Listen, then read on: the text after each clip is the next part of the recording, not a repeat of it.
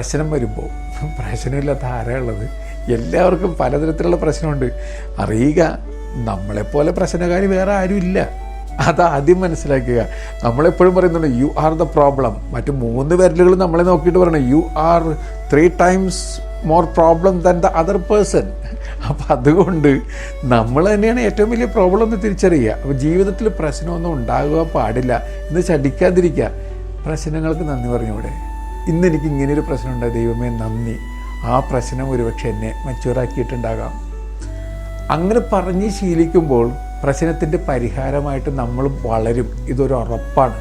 പല മനുഷ്യരുടെയും ജീവിതത്തിലൂടെ മനസ്സിലാക്കിയെടുത്ത കാര്യമാണ്.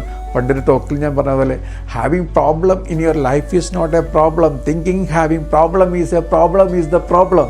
അപ്പോൾ പ്രോബ്ലം ഒരു പ്രോബ്ലമാണെന്ന് കരുതുന്ന പ്രോബ്ലമാണ് പ്രോബ്ലത്തിലെ ഏക പ്രോബ്ലം.